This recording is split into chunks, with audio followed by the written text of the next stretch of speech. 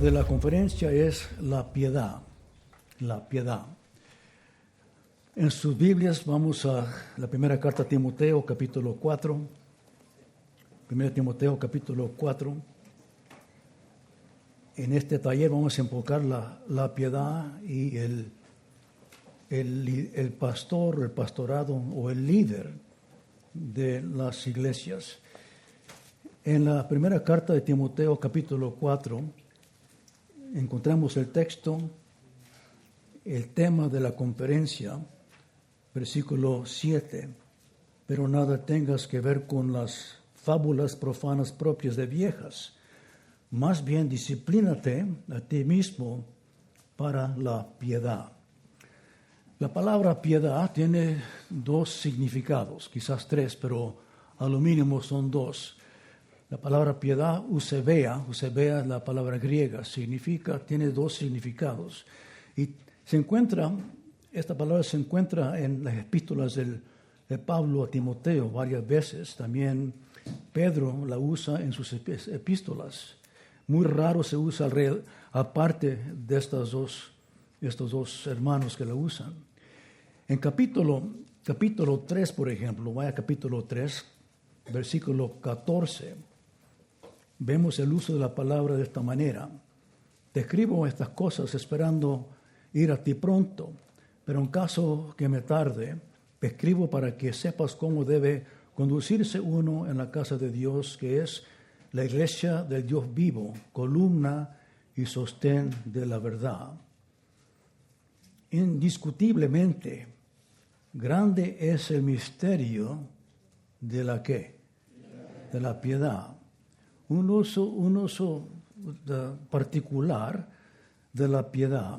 Y luego continúa con la doctrina, el que fue manifestado en la carne, etc.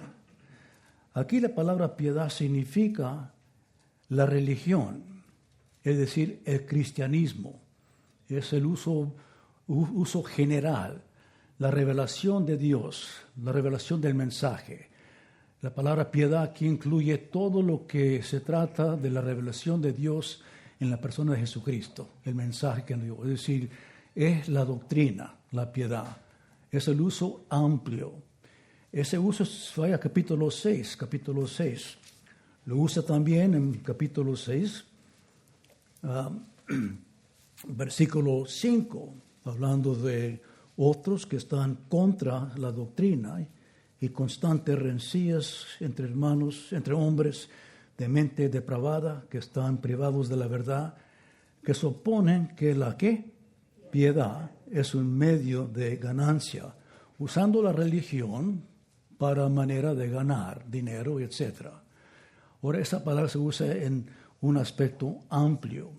En capítulo 4, versículo 7, se usa de una manera particular.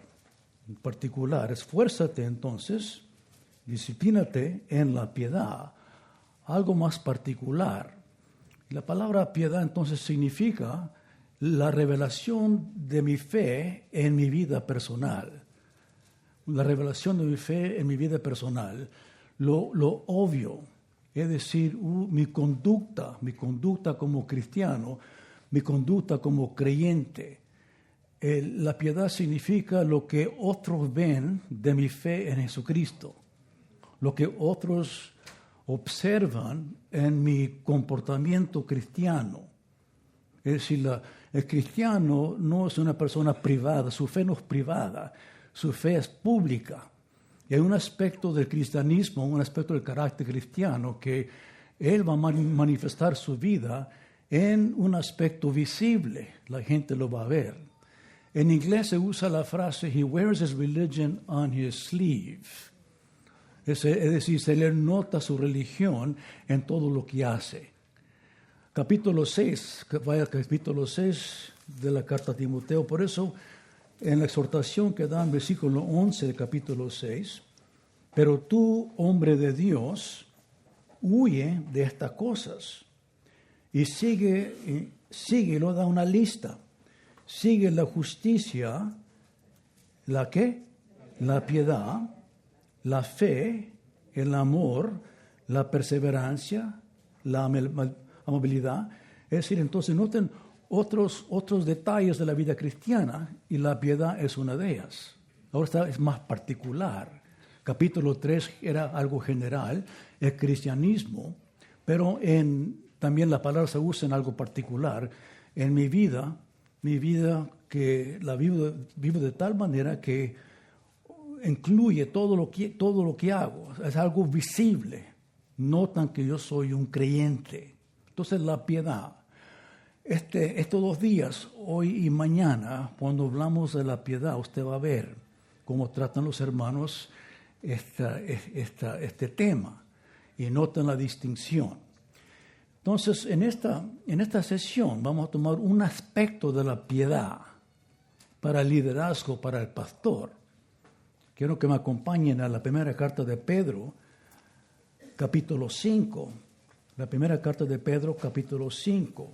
Vamos a tratar algo particular de la piedad. Pedro, en capítulo 5, está tratando en un tema muy importante, aplicando la piedad a los pastores, a los ancianos, a los líderes de la iglesia.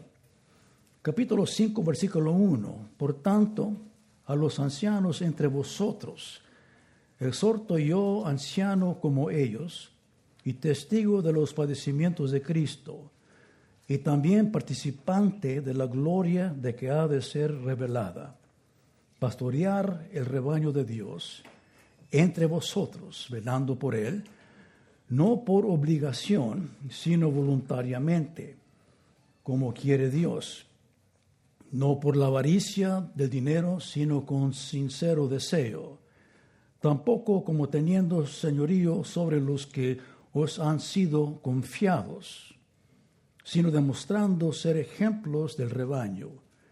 Y cuando aparezca el príncipe de los pastores, recibiréis la corona inmarcesible de gloria. Aquí el apóstol Pedro toma entonces un momento para hablar a los ancianos. Está hablando a la iglesia en general, capítulo 1, versículos 1 y 2, a la iglesia esparramada por toda Asia y Menor. Y luego toma un tiempo para hablar a los pastores, a los líderes de la iglesia. Y viendo esta exhortación, vemos un aspecto de la piedad, que es nuestra actitud, la actitud del líder, que es la manera en que uno piensa de estos aspectos que están aquí en este pasaje. La exhortación que se enfoca es pastorear el rebaño, versículo 2. Esa es la exhortación. Pero si uno se pone más amplio y ve lo que Pedro está haciendo, vemos que está él exhortando a estos líderes, pero en eso está también revelando una actitud en cómo un líder debe de comportarse con otros, que es muy importante. Nuestra actitud es lo que somos. Dígalo. Es lo que somos. La manera que usted piensa es lo que es, dice Proverbios. Entonces, su actitud va a ser la diferencia en cómo usted va a liderar.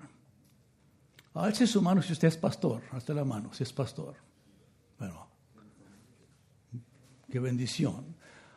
Alce la mano si piensa que es pastor. No.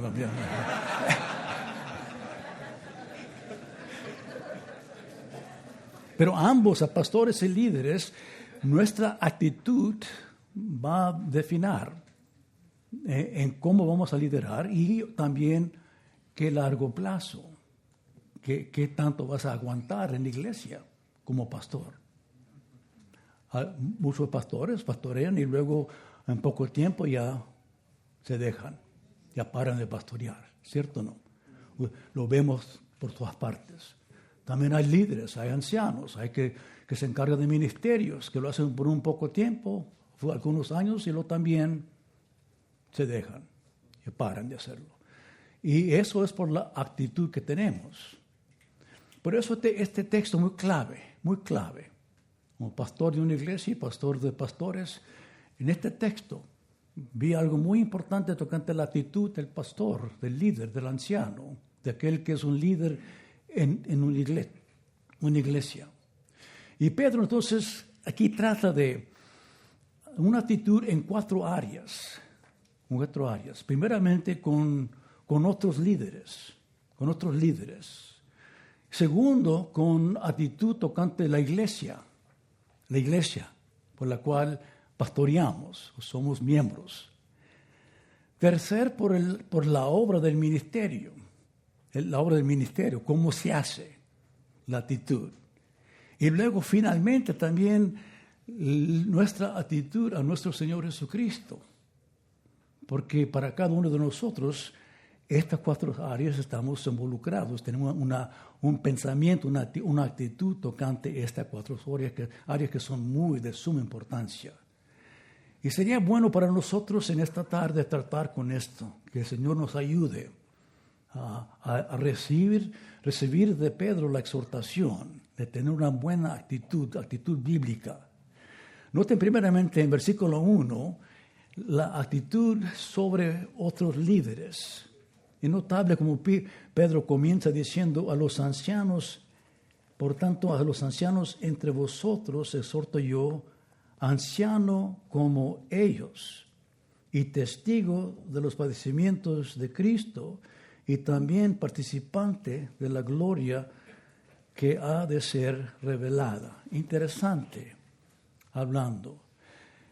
Es algo misterioso y triste que entre pastores, en vez de no tenemos una actitud bíblica, una actitud buena. En vez estamos en envidia unos con los otros, estamos celosos, estamos en competencia, no nos vemos como debemos de vernos. Y Pedro nos ayuda aquí a ayudarnos en esta manera. Es muy importante notar que para tener éxito en nuestros ministerios tenemos que adoptar la actitud que Pedro nos está exhortando aquí, está revelando en su propia vida. Por ejemplo, siendo el apóstol, no se encuentra esta palabra en este versículo. Sí lo usó cuando comenzó la epístola, capítulo 1, versículo 1. Sí, ahí hablando a toda la iglesia, usa ese título.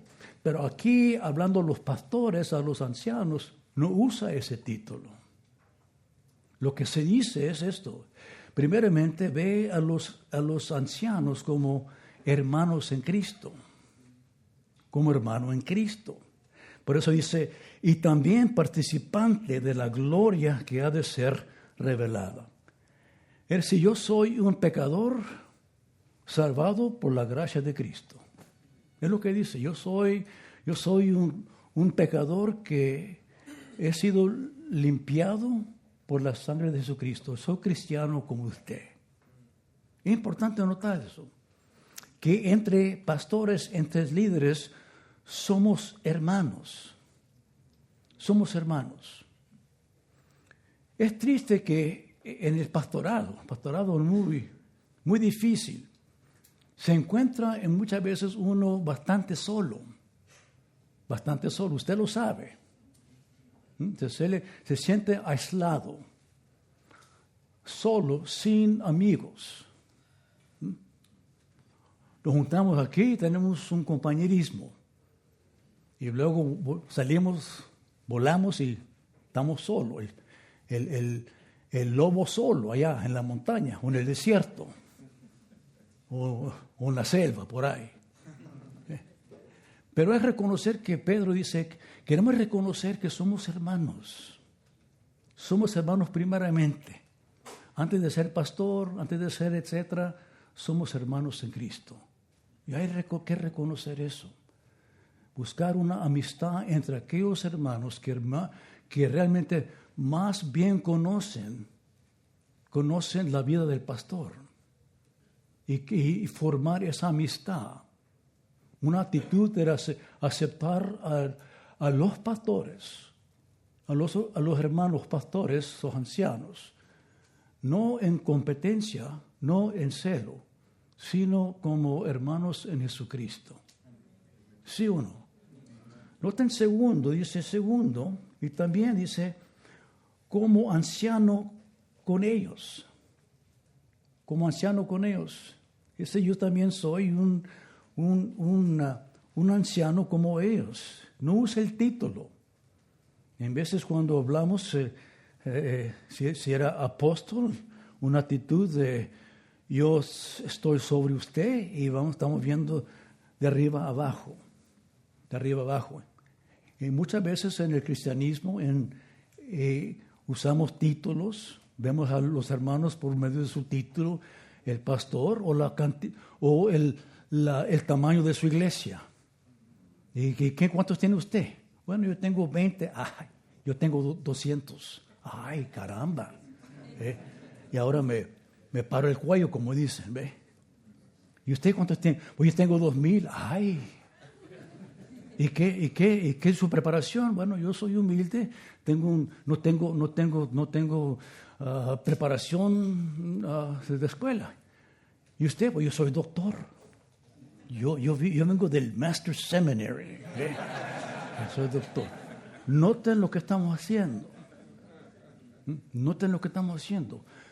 Pedro no lo está haciendo. Tiene todo el derecho de hacerlo. No lo está haciendo. Soy también anciano como usted. Tamaño de su iglesia no importa. Su título no importa. Su educación no importa. Lo que importa es que es usted un anciano, que Dios lo llamó al ministerio. Y usted debe de recibir el respeto que merece por ser pastor del rebaño de Jesucristo. ¿Amén o no? No importa la cantidad que usted tenga en su iglesia, no importa su título, no importa nada de eso. Lo que importa es que somos ancianos juntos. ¿Cierto o no? Y luego también incluye, dice, y testigo de los padecimientos de Jesucristo. Como saben usted, para ser apóstol tenía uno que ser testigo de la muerte de Jesucristo y de su resurrección para ser apóstol. Es decir, yo estoy aquí porque Cristo me escogió y me hizo apóstol, me hizo ministro de la palabra de Jesucristo. Y estoy aquí por llamado. Él me llamó. Así como usted fue llamado por Jesucristo. Es lo que está. Somos colaboradores. Colaboradores es lo que somos. Lo que he visto yo en nuestras iglesias es que nos vemos en competencia. Me acuerdo allá en un estado de los Estados Unidos, había una conferencia como esta y el plan era de plantar otra iglesia en esa ciudad, bastante grande, casi de 500,000 de habitantes. Y había 2 iglesias allí, 2 iglesias de la misma unión. Y estaban estos enojados. ¿Qué? ¿Van a plantar otra iglesia? Tenemos 2 aquí. ¿Van a plantar otra? Y estaban enojados, irritados. No querían eso. 2 iglesias, 500,000 de habitantes. Y estas iglesias, entre las 2, no había 100 personas.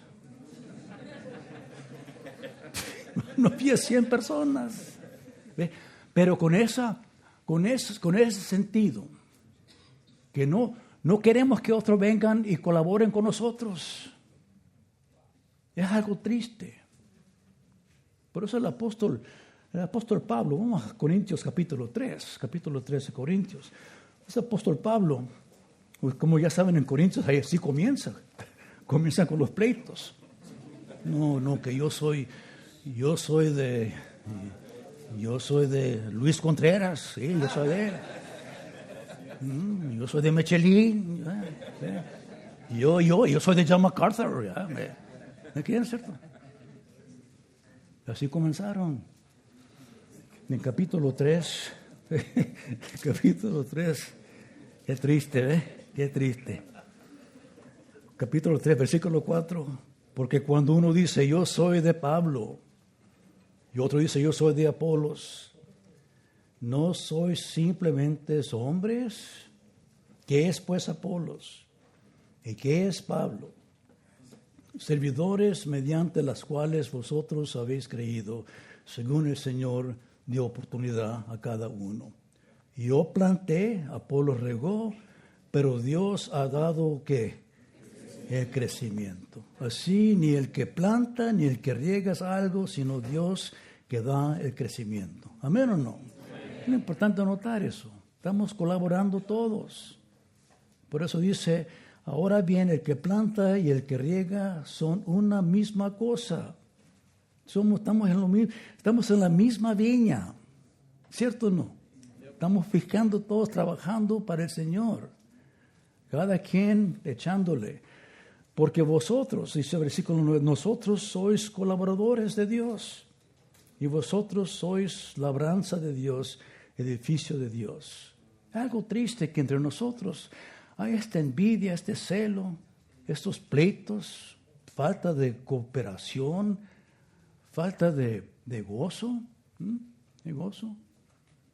Si usted pasa por estos salones y ve todo lo que está haciendo y le entra un celo, ay, ¿qué están haciendo aquí? ¿Y esto por qué? Hay que tener un gozo, tener un gozo que estamos colaborando. Por allá usted está en su iglesita allí por 15, 20 años y pegándole y tiene los mismos 4 gatos ahí sentados. Y nada pasa.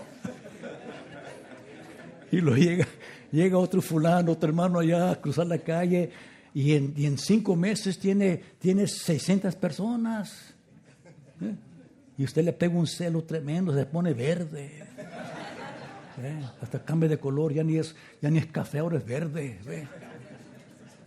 Con ganas de quemar la iglesia.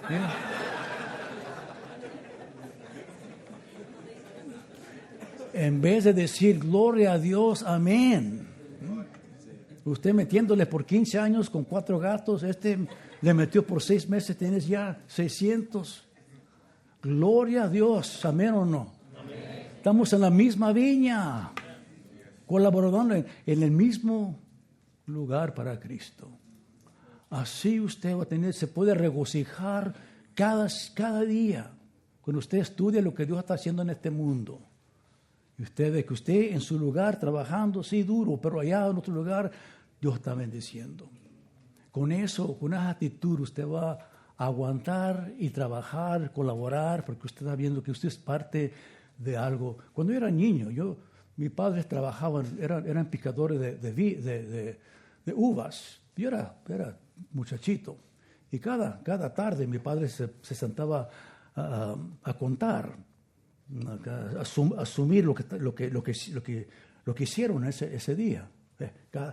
Y yo me acercaba y decía, oye papi, ¿qué tanto ganamos?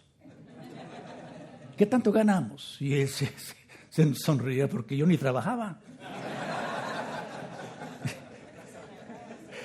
Pero era parte de la familia, ¿ves? Soy parte de la familia. ¿Qué tanto ganamos? Dígalo. Eso sí, vamos a estos 2 días hablando con los hermanos. ¿Qué tanto ganamos? ¡Ay, qué bendición! Bautizamos a 13 el otro día. ¡Ay, qué tanto ganamos! 3, 13, 30. ¡Qué bendición! Esa es la actitud, hermano. Esa actitud. Y Pedro nos ayuda. Regresamos al capítulo 5. Segundo, trata con la actitud tocante al pueblo de Dios. Pueblo de Dios. Hay que ser honestos entre nosotros. Si usted es recién pastor, neófito,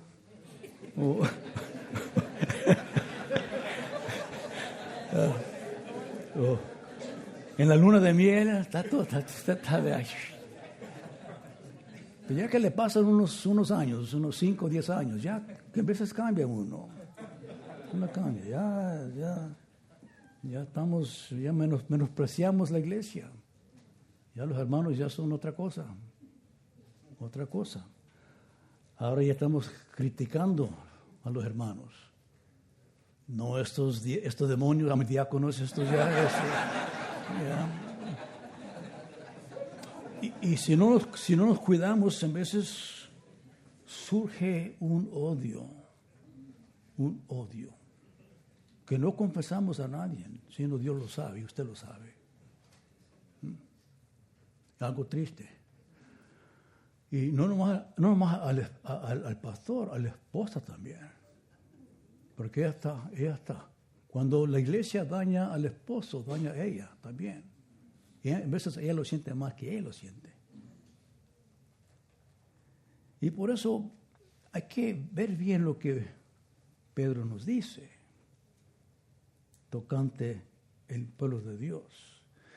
Por eso en versículo 2 dice, pastorear el rebaño del pastor MacArthur. ¿De qué? ¿De qué? De Dios. Hablamos de mi iglesia. Mi iglesia. No, hermano, no, hermanito. ¿Es iglesia de quién? De Dios. Con eso cambia todo. Porque es el rebaño de Dios. Es el rebaño de Dios. Y por ser rebaño de Dios, eso cambia todo. Por eso usa la palabra pastorear. Pastorear. Ahora ya cambió. Ya no son ancianos. Ahora son ¿qué? Pastores. Ahora son pastores. Estamos hablando de tu relación a tu iglesia. No nuestra relación, sino tu relación a tu iglesia. Ahora eres pastor. Pastorear a la iglesia. Vaya a Hechos 20 y 28. Noten cómo el apóstol Pablo describe la iglesia a los ancianos ahí de Efesios. Hechos, capítulo 20, versículo 28.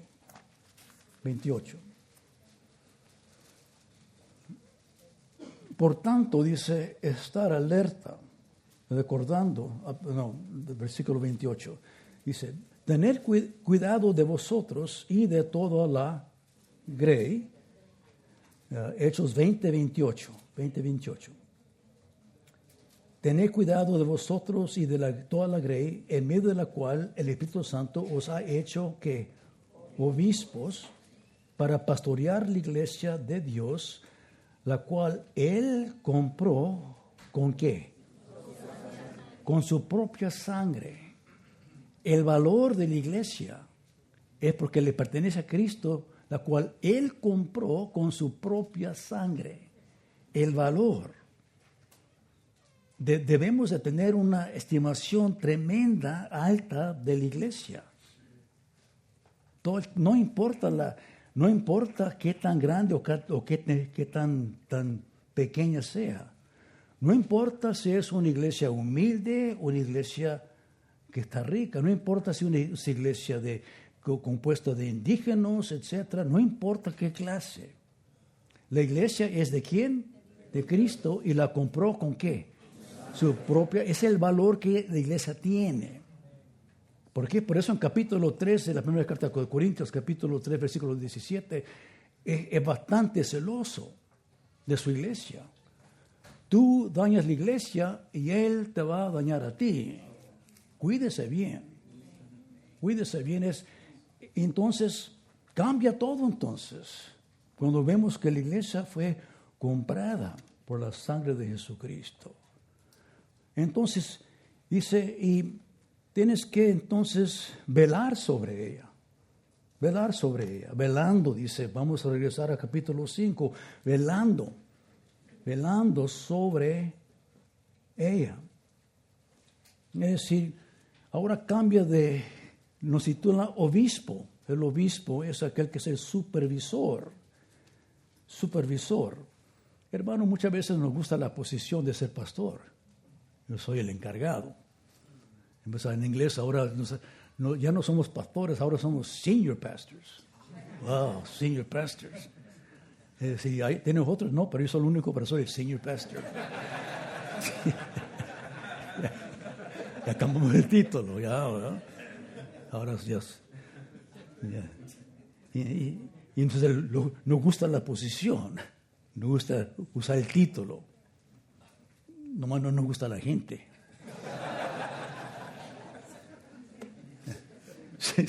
Sin la gente no hay ministerio, ¿cierto o no? Como dijo aquí un fulanito aquí en este seminario, cuando era profesor aquí, sí, pastor Montoya, me gusta predicar, nomás no me gusta la gente. ¿Qué es eso? ¿Qué es eso? Entonces, hay que reconocer que por ser el rebaño de Dios, entonces tenemos que velar, tenemos que cuidar. Cuidar, eso de pastorear es de cuidar. ¿Se acuerdan que, porque Pedro hablando aquí, él se acuerda de aquel tiempo cuando Cristo lo invitó después que fueron a pescar y le dijo, mira, Pedro, ¿me amas más que estos? ¿Qué dijo él?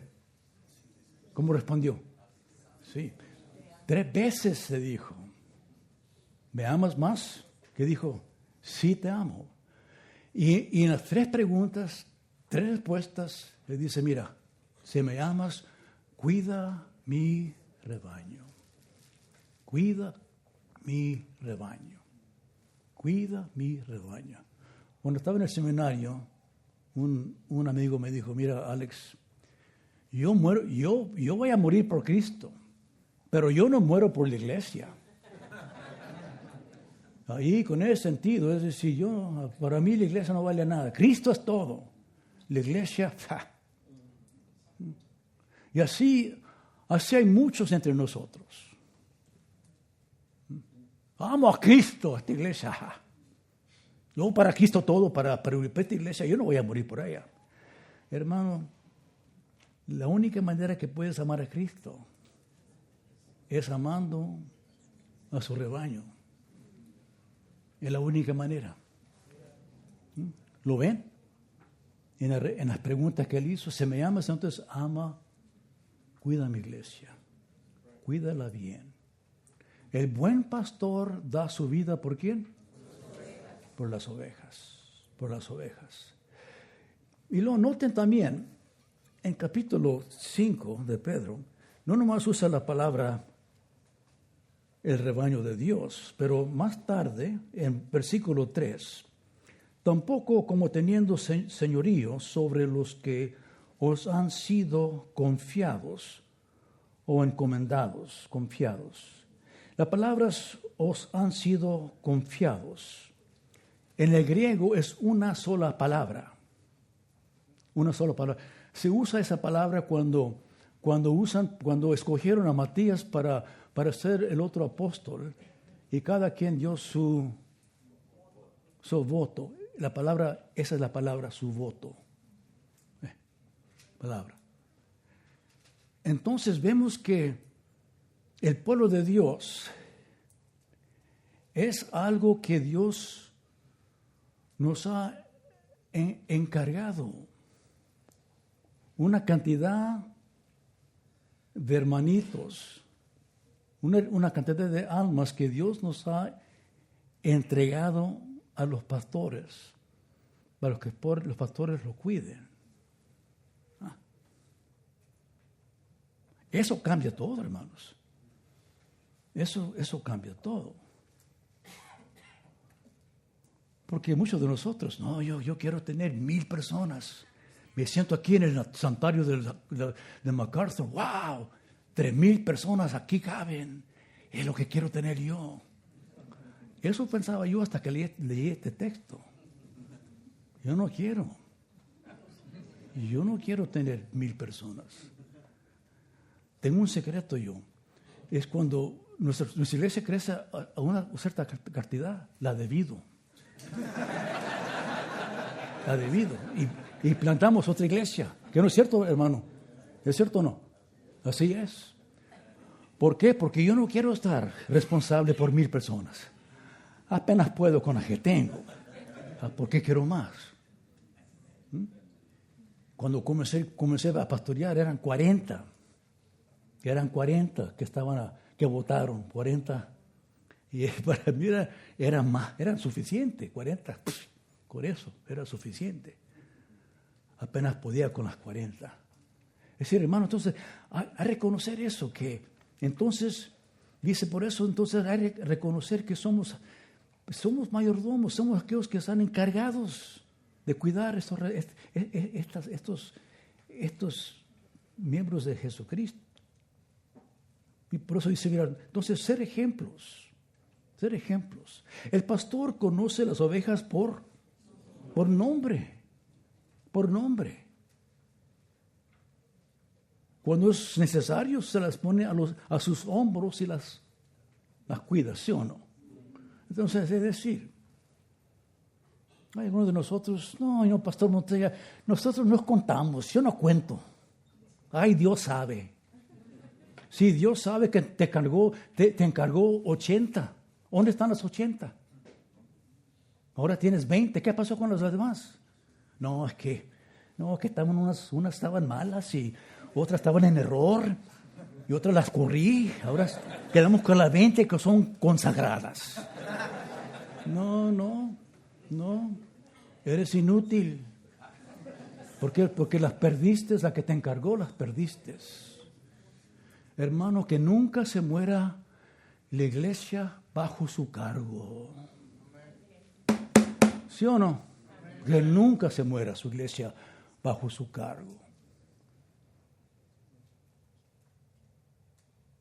Y esto cambia todo en la actitud. Orar por ellos, cuidar por ellos. Que cada iglesia, cada persona que venga a la iglesia se salve. Es algo que Dios nos ha encargado. Que seamos fieles, que las cuidemos bien. Eso cambia todo. Mi esposa, su madre eran 11 hijos. 11 hijos. 12 le murieron, que le quedaron 9. Era pobre. Me dijo que había ocasión cuando otros venían y querían comprar sus hermanos o sus hermanas. Le ofrecían dinero para comprarlos. Ella dijo, no, son míos. Y los cuidó todos. Y así también con nosotros, hermanos. Una actitud diferente ahora viene. ¿Usted piensa que los 4 gatos que tiene en su iglesia, o los 10, o 12, o los 20, o los 30, que nomás son no es la cantidad que Dios le encargó a usted? ¿Sí o no? A otro le encarga 1,000, a otros 5,000. Pero para todos era un número que Él le encargó. Un número. Hay que cuidarlo bien. Capítulo 5. Otra actitud que él trata es la actitud tocante la obra del ministerio. La obra del ministerio. Pastorear el rebaño de Dios entre vosotros, velando por él. Versículo 2. Y luego hace tres maneras, no por obligación, sino voluntariamente, en contraste. 3 maneras de cómo ministrar.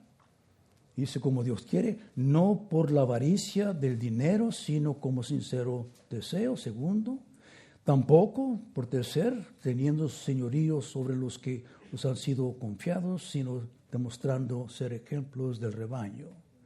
La manera de ministrar, muy importante. ¿Cómo ministramos? La actitud de ministrar. Como digo, el neófito, el recién que está en luna de miel, él está excitado, casi ni duerme los sábados, está listo para predicar y ministrar. Es el primero que está en el edificio, el primero que está allí. Y luego ahora pasan 15 años y luego estás tú.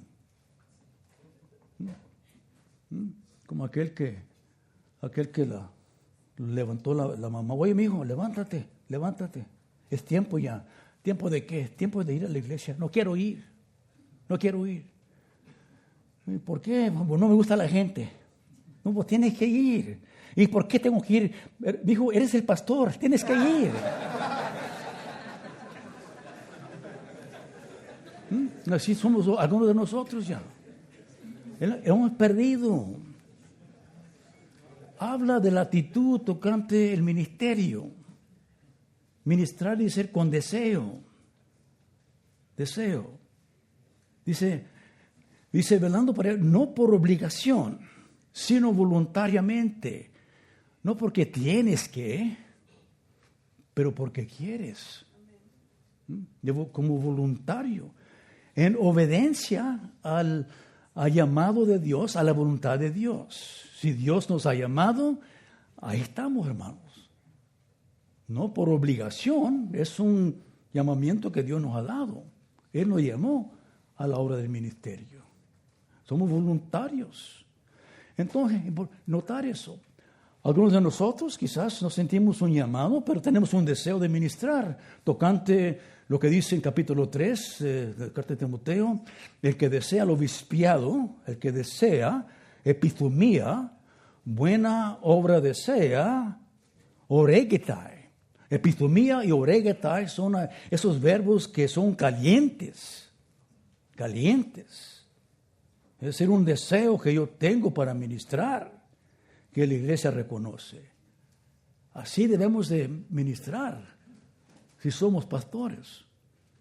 No porque quizás somos culpables o tenemos que. Bueno, Pastor Montera, nadie quedó y yo quedé solo y ahí me mandaron al púlpito y aquí estoy. Bueno, si no eres llamado, entonces hay que cambiar, hay que buscar. Hay que buscar y mientras mantiene el púlpito, pero hay que buscar a aquel que Dios ha llamado para que venga y continúe la obra. ¿Cierto o no? Eso va a ser, porque si no vas a aguantar. Y luego también dicen, no por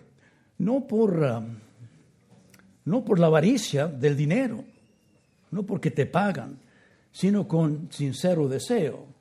Algunos se meten al ministerio por la fecha, por el dinero. Por la plata. Y si no le pagan, no ministran. No ministran es algo triste, hermanos, que tenemos en el seminario, en los estudios bíblicos, escuelas bíblicas, aquellos que están preparando para ministrar, que dicen, soy llamado al pastorado, pero si no te pagan, no ministras.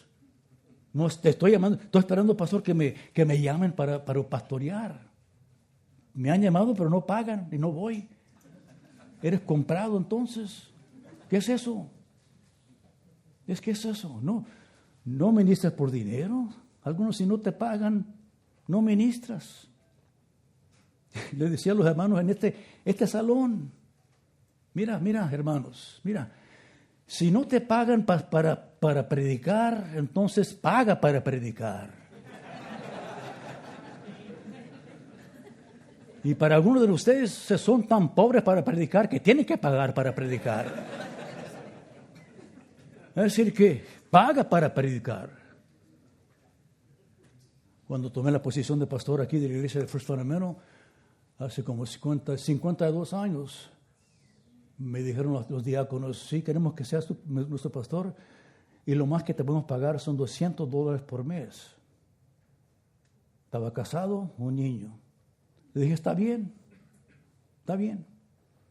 ¿Va a tener otro trabajo para sostener? No, este es mi trabajo. ¿Cómo lo vas a hacer? Dios provee. No lo hice por dinero, porque somos llamados. Somos llamados. Hay un campo tremendo. Yo me paro aquí en el freeway, aquí me siento en un McDonald's para ver el pueblo lleno de hispanos, lleno de gente, en todas partes.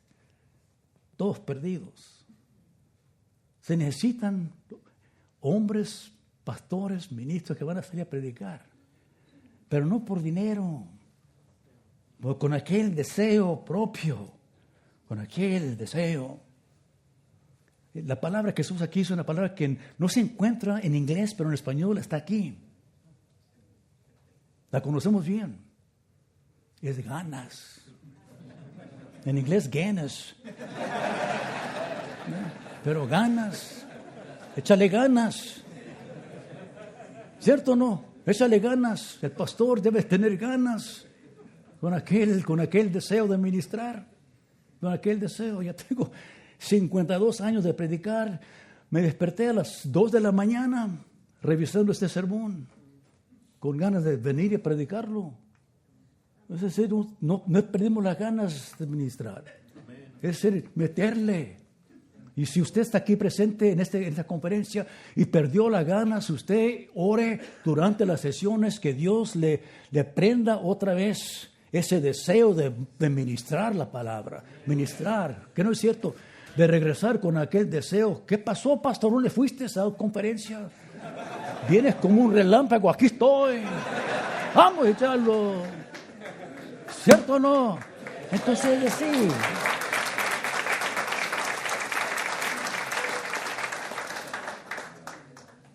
Y con humildad, dice, y con humildad. Si no con señorío sobre todos los que los han sido confiados. El pastorado atrae a aquellos hombres que están buscando la gloria. Lo atrae. Y es algo triste. Algo triste. Debemos de ministrar con humildad. Con humildad. Reconocer que lo hacemos como ejemplo. No queremos abusar del rebaño. Le pertenece a Jesucristo. Ministrar de tal manera que, así como Cristo nos habló, no vine yo para ser servido, sino para ¿qué? Servir y dar mi vida. Así también Pablo dice en Filipenses 2:5, tengan esta actitud que estaba en nuestro Señor Jesucristo. ¿Cierto o no? De humillarse. Por eso nos enojamos algunos de nosotros. Porque la gente nos abusa, a veces no nos tratan bien. En vez que me dices, que este pueblo que no me aprecia y etcétera, sí. Es que llegas con tu sombrero lleno de plumas. Esas plumas de flamingo, Y luego los hermanos te las aplachan. ¿Por qué? Porque son plumas de orgullo, por eso. O plumas de orgullo. No, hermano. Hay que ser humildes. Somos siervos del Señor Jesucristo. Somos siervos. Y en vez en cuando me dicen los hermanos, oye, Pastor Montoya, ¿y qué respuesta le das a los hermanos cuando les dicen, ay, Pastor Montoya, ese sermón que me gustó, o qué lindo, ¿qué les dices tú? Una sola pregunta. Te ayudé. Sí, es suficiente. Es suficiente. Porque si no te ayudé, fue un desastre. Estoy aquí para ayudarte, para que seas mejor pastor, mejor líder. Entonces, con ese approach. Notemos la cuarta actitud de la cual él trata, el apóstol Pedro. Y esa actitud tocante nuestro Señor Jesucristo. Versículo 4. Y cuando aparezca, ¿el quién? El príncipe de los pastores. Es palabra única en el texto griego. Príncipe de los pastores, una palabra solamente. En el español son 3, en el griego es una. Es príncipe de los pastores. Cuando él aparezca, recibiréis la corona inmarcesible de gloria. Hermanos, esto es tan importante. Reconocer por quién trabajamos. ¿Por quién trabajamos? ¿Por el quién? Por el príncipe de los pastores. Él es el dueño, Él es el que nos escogió. Para Él trabajamos. Somos pastores, Él es el príncipe de los pastores. Estamos bajo Él. Estamos sujetos al príncipe de los pastores. Importante, todo pastor, todo líder debe de entender eso. Estamos sujetos a Él, a Él. Y por eso cuando ministramos porque estamos ministrando a Él. Muchas veces usted va a escuchar pastores, teólogos que dicen, mira, cuando le predicas a la audiencia de uno, no de la multitud, a la audiencia de uno. ¿Quién es? Jesucristo. Para Él estar trabajando. Estamos sujetos. La rebelión más grande en la iglesia no son en las sillas. La rebelión más grande está en el púlpito. Cuando el pastor no está sujeto a Jesucristo. Cuando el pastor no está sujeto al mensaje de la palabra. Cuando no está sujeto a la Santa Escritura. Dice, no prediques un sermón que tú no vas a practicar.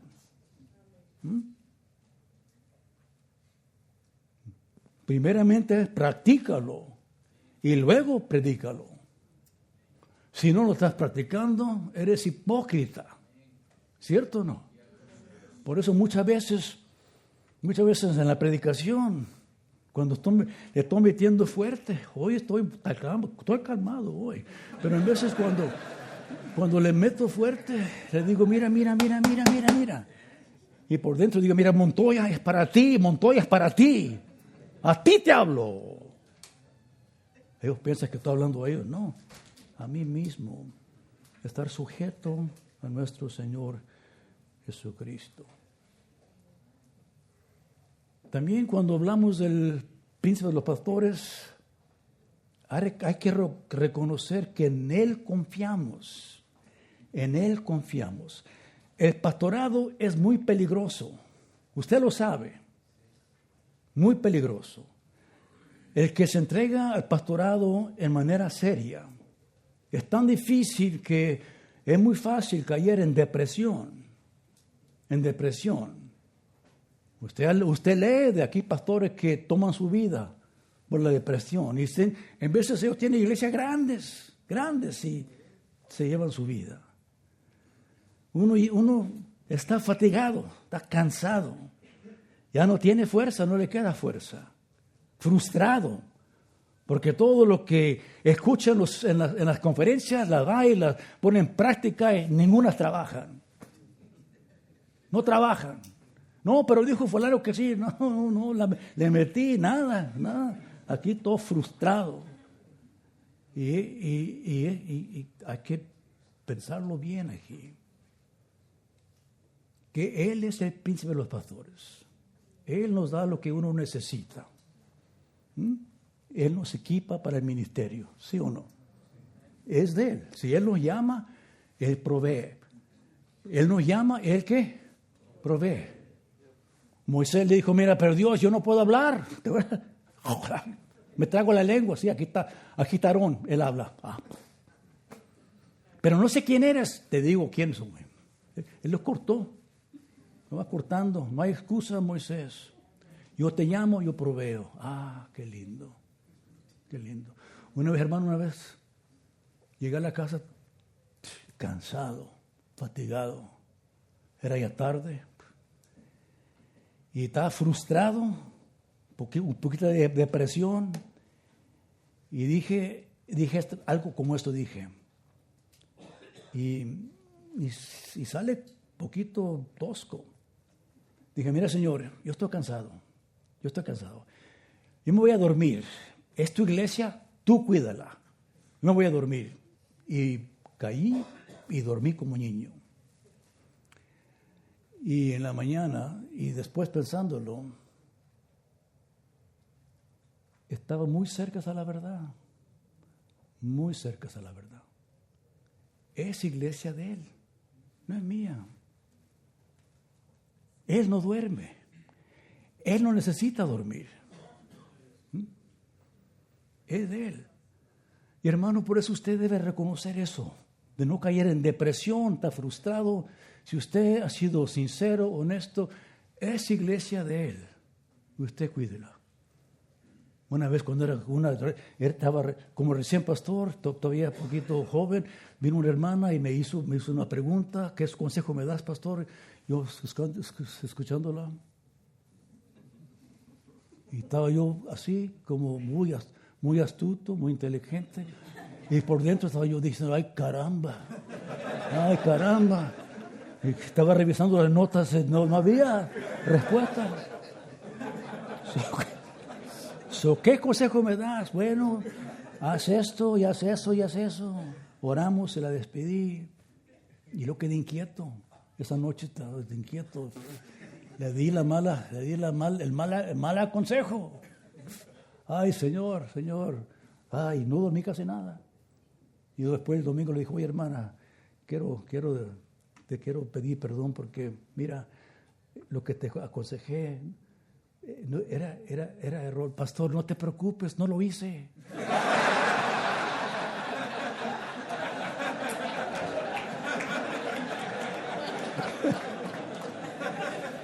El príncipe de los pastores, que no es cierto. El príncipe de los pastores, hermanos. No se olvide de eso. ¿Hay esposas aquí de pastores? ¿Esposas pastores? Sí. Martín Lutero pasó un tiempo de depresión tremenda. Pasó casi días en depresión. Y una vez vino a la casa y estaba la esposa, todo de negro, en luto. Dijo Martín Lutero: oye, Catalina, ¿qué pasó? ¿Quién se murió? ¿No has oído? No, ¿quién se murió? Dios se murió. Dios se murió. ¿Cómo se puede morir Dios? Dice: la manera que estás comportando, parece que Dios se murió. Esposita, así háblele a su esposo. Cuando él llega arrastrándose, dígale: acuérdate de Montoya.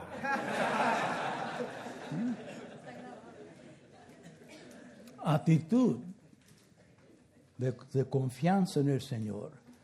Actitud de esperanza en el Señor. Esperanza. Y cuando aparezca el príncipe de los pastores, recibiréis como recompensa. La palabra recibiréis se usa para pagar. Una palabra de dar pago. Recibiréis en pago la corona inmarcesible de gloria.